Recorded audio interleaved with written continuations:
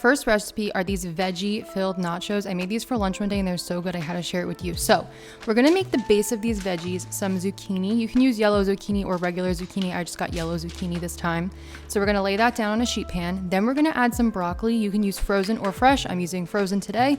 And then we're gonna layer up some tortilla chips. And actually the tortilla chips I'm using, I'll link them down below. They're really good and they are like made from cauliflower and stuff. So then we're gonna add some spray oil on top and we're gonna sprinkle some Tajin. I love Tajin, just add some nice extra flavor. So this is our nacho base. So we've already packed in a lot of veggies right there. Then we're gonna add on some frozen corn on top, some chopped up bell pepper. We're going to add some chorizo seitan from the Upton brand. This is really good.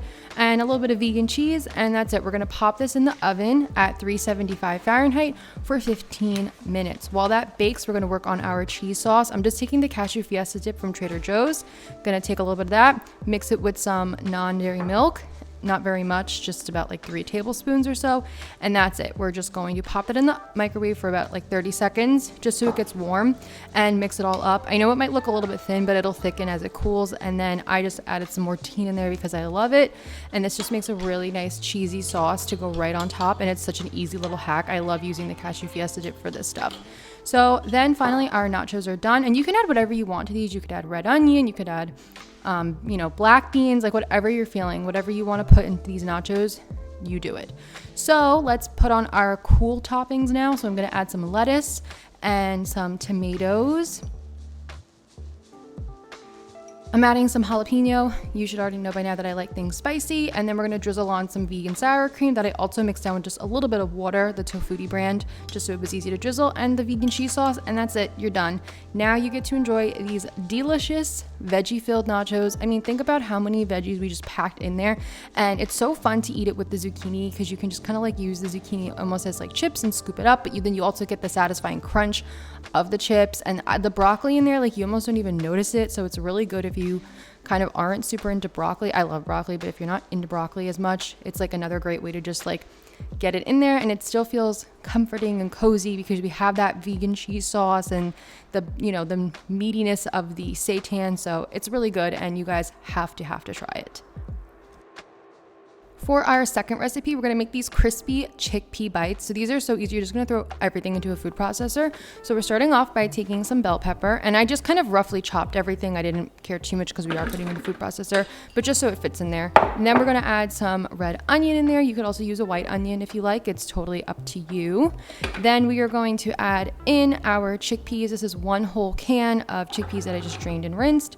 Then we're going to add in some carrots. If you're like me and you don't really like carrots, they sometimes make my mouth itch too. Like this is a good way to eat them because then they're just like ground up really small. And some artichoke hearts. I love artichoke hearts. They add a nice texture and meatiness. We're going to throw in some parsley, but you could really throw in any herbs that you like. Cilantro, dill, even some basil or something. Pop the top on of this, and then we're just going to mix it up until it's really broken down a lot. You could see we're gonna have to take a little bit of time to do this because there's a lot in there, but we want it to look something like this when it's kind of done. Then we're going to add in some chickpea flour. I love chickpea flour. You should know this by now if you watch my videos. Some salt, garlic powder, onion powder, and nutritional yeast. And we're just going to give that a mix up. I ended up having to add in so much more chickpea flour, but you'll see in a second. We just want this to be able to hold its shape, so we're just blending, and I could see it was coming together, but it still needed way more chickpea flour, so we're just gonna add that in. You could use oat flour, you can use regular flour, whatever you like. I just like the chickpea flour, and we're just gonna give that one more blitz, and everything is like really broken down. As you can see, it's like kind of very paste-like now almost. So then we're going to add in breadcrumbs to help give this more structure. You can use gluten-free breadcrumbs if you're gluten-free, and just mix that up. Of course, I always use a bowl that's just a little bit too small, but that's okay. So I'm just mixing it all up until I can roll the dough, I don't even know what to call this, the mixture into a ball. So I can put it in my hands and I can easily roll it into a ball. It's not sticky and it's holding its shape just like this. That's all we want. So we're gonna scoop about 3 heaping tablespoons of this, and then we can form it into balls from there. You can make these as big or as little as you like. I got about 22 of the crispy chickpea bites from this. So, if you want to make them smaller, go ahead. If you want to make them bigger, go ahead. But I liked this size. It was a good little size. It wasn't too big, wasn't too small. We Goldilocksed it. So I'm just going to prepare all of them. They look something like this. They look good. I'm gonna add some spray oil on there. I like using the spray oil because it coats them way more evenly. And then we're just going to pop them in our air fryer. You can bake these, of course. I just happen to love my air fryer. You probably will have to do it in batches, so don't worry, it might take you a few times of doing it. We're going to air fry these at 375 Fahrenheit for 18 minutes until they are nice and crispy and golden. In the meantime, let's make our dressing. So I'm just going to combine some vegan yogurt into a blender along with some garlic powder and salt. And then we are also going to add in some non-dairy milk, followed up by some parsley, and followed up by our hidden veggie in here, some spinach. And this is a great way to just like add in another veggie and not even notice it, because you know, it's a lot of spinach, but it's just in our dressing now and it's good for you. So we pop our spinach in and then just pop the top of the blender on and blend it up until nice and smooth.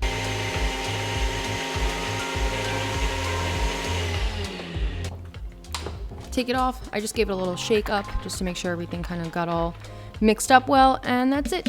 Make sure to give a little taste test so you can adjust to any seasonings that you like. Maybe you want to add a little more salt, a little more garlic powder, and you can add anything you want in here. I'm going to pour it into our little serving dish, and now we can plate it up. So I just put some parsley on the dish just to make it look pretty and green, and you know, and then we're going to pop our chickpea bites on here, and these are so good. I was enjoying them all week long. I was using them in salads and wraps, on a sandwich. Of course, they're delicious on their own, just with the dip. And everybody who tried them enjoyed them, and I just love it because you're getting in so many veggies and you're not even realizing how many veggies you're getting in with these. So I hope you enjoyed both of these recipes. They're really delicious. As always, the full written out recipes on my blog. Check the description box down below for links. Thank you so much for watching. Thank you so much for being here. If you enjoy my videos, please make sure to like, comment, subscribe, all that good stuff. And yeah, let me know how it goes if you try them, and I will see you next week with another video. Bye.